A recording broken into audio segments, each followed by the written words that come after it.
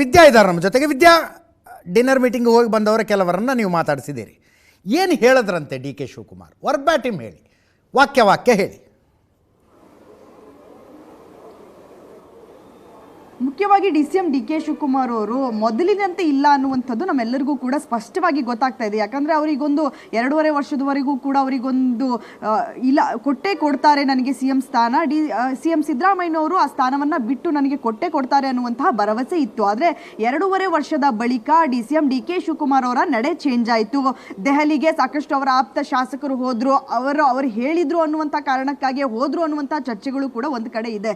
So ಅದರ ಬೆನ್ನಲ್ಲೇ ಈಗ ಮತ್ತೆ ಯಾವಾಗ ಬ್ರೇಕ್ಫಾಸ್ಟ್ ಮೀಟಿಂಗ್ ಆಯಿತು, ಆಗ ನಾನು ಯಾವುದಕ್ಕೂ ಕೂಡ ನಾನು ಪ್ರತಿಕ್ರಿಯೆಯನ್ನ ನೀಡಲ್ಲ ಅನ್ನುವಂಥದ್ದನ್ನು DCM ಡಿ ಕೆ ಶಿವಕುಮಾರ್ ಅವರು ಬಹಿರಂಗವಾಗಿ ತೋರಿಸ್ಕೊಂಡ್ರು ಕೂಡ ಒಳಗಡೆ ಸಾಕಷ್ಟು ಶಾಸಕರು ಅವರಿಗೆ ಬಂದು ಹೇಳ್ತಾನೆ ಇರ್ತಾರೆ, ಯಾವಾಗ ಆಗಬಹುದು ಅನ್ನುವಂಥ ನಿಟ್ಟಿನಲ್ಲೂ ಕೂಡ ಅವರನ್ನ ಪ್ರಶ್ನೆಗಳನ್ನ ಕೇಳ್ತಾ ಇರುವಂಥದ್ದು. ಈ 19ರ ನಂತರ DCM ಡಿ ಕೆ ಶಿವಕುಮಾರ್ ಅವರು ಕೂಡ ಹೈಕಮಾಂಡ್ ಕರೆದು ನಮ್ಮನ್ನ ಮಾತುಕತೆ ಮಾಡುತ್ತೆ ಅನ್ನುವಂತಹ ನಿರೀಕ್ಷೆಯಲ್ಲಿ ಇದ್ದಾರೆ. ಅದನ್ನೇ ನಿನ್ನೆ ಡಿನ್ನರ್ ಮೀಟಿಂಗ್ ನಲ್ಲೂ ಕೂಡ ಹೇಳಿರುವಂಥದ್ದು.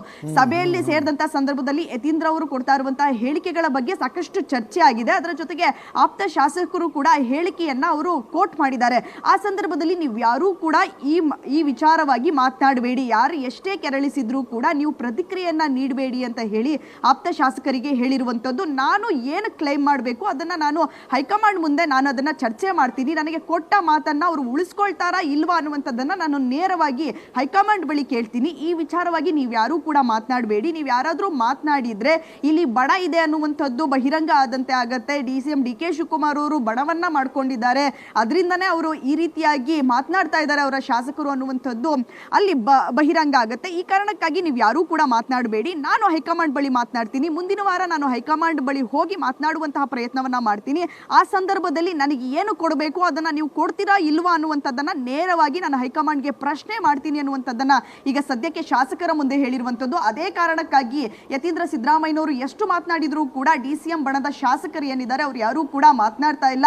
ಹೈಕಮಾಂಡ್ ಹೇಳಿದಂತೆ ಅಂತ ಹೇಳ್ತಾರೆ, ಆದ್ರೆ ಇನ್ನೊಂದು ಕಡೆ ತಮ್ಮ ಆಸೆಯನ್ನ ಕೂಡ ವ್ಯಕ್ತಪಡಿಸೋದಕ್ಕೆ ಮುಂದಾಗಿರುವಂಥದ್ದು. ಇವತ್ತು ಕೂಡ ಸಾಕಷ್ಟು ಶಾಸಕರು ಮಾತನಾಡುವಂತ ಸಂದರ್ಭದಲ್ಲಿ ಅವರು ಕೂಡ ಹೇಳ್ತಾ ಇದ್ರು, ನಾವ್ ಯಾರು ಕೂಡ ಮಾತನಾಡಲ್ಲ, ಮುಂದಿನ ದಿನಗಳಲ್ಲಿ ಜನವರಿ ಆದ ನಂತರ ನಾವೆಲ್ಲರೂ ಕೂಡ ಮಾತನಾಡ್ತೀವಿ ಅನ್ನುವಂತಹ ಮಾತನ್ನ ಅವರು ಹೇಳ್ತಾ ಇದ್ರು. ಅಂದ್ರೆ ಇವರೆಲ್ಲರೂ ಕೂಡ ಹೈಕಮಾಂಡ್ ಮೇಲೆ ಒತ್ತಡವನ್ನ ತರ್ತಾ ಇರುವಂತದ್ದು. ನೀವು ಅಧಿವೇಶನ ಮುಗಿದ ನಂತರ ಯಾವುದಾದ್ರೂ ಒಂದು ನಿರ್ಧಾರವನ್ನ ತೆಗೆದುಕೊಳ್ಳಲೇಬೇಕು, ಅದರಲ್ಲೂ ಮುಖ್ಯವಾಗಿ DCM ಡಿ ಕೆ ಶಿವಕುಮಾರ್ ಅವರನ್ನ CM ಮಾಡಲೇಬೇಕು ಅನ್ನುವಂತಹ ಒತ್ತಡವನ್ನ ಈ ರೀತಿಯಾಗಿ ಹಾಕ್ತಾ ಇರುವಂತದ್ದು. ಇನ್ನೊಂದು ಕಡೆ ನನಗೂ ಕೂಡ ಶಾಸಕರ ಬೆಂಬಲ ಇದೆ ಅನ್ನುವಂಥದ್ದನ್ನ ತೋರಿಸೋದಿಕ್ಕೆ DCM ಡಿ ಕೆ ಶಿವಕುಮಾರ್ ಅವರು ಮುಂದಾಗದಂತೆ ಕಾಣ್ತಾ ಇದೆ. ಯಾಕಂದ್ರೆ ಇಲ್ಲಿಯವರೆಗೂ ಕೂಡ DCM ಡಿ ಕೆ ಶಿವಕುಮಾರ್ ಅವರಿಗೆ ಸಾಕಷ್ಟು ಶಾಸಕರ ಬೆಂಬಲ ಇಲ್ಲ ಅನ್ನುವಂಥದ್ದು ಕೇಳಿ ಬರ್ತಾ ಇತ್ತು. ಇನ್ನೊಂದು ಕಡೆ CM ಸಿದ್ದರಾಮಯ್ಯನವ್ರನ್ನೇನಾದ್ರೂ ಇಳಿಸಿದ್ರೆ ಸಾಕಷ್ಟು ಶಾಸಕರು ವಿರೋಧವಾಗಿ ನಿಲ್ಲುವಂತಹ ಸಾಧ್ಯತೆಗಳಿವೆ, ಅದರ ಜೊತೆಗೆ ಕಾಂಗ್ರೆಸ್ಗೆ ಎಫೆಕ್ಟ್ ಆಗುತ್ತೆ ಅನ್ನುವಂಥ ಮಾತುಗಳು ಕೂಡ ಕೇಳಿ ಬರ್ತಾ ಇತ್ತು.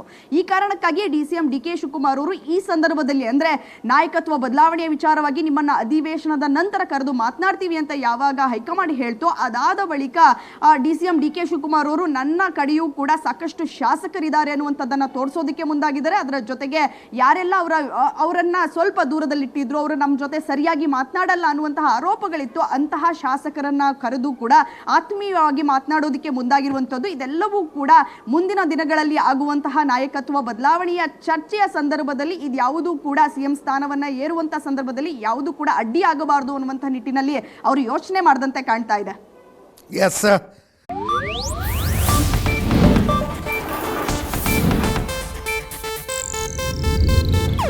ಇದು ಏಷ್ಯಾನೆಟ್ ನ್ಯೂಸ್ ನೆಟ್ವರ್ಕ್ ಪ್ರಸ್ತುತಿ.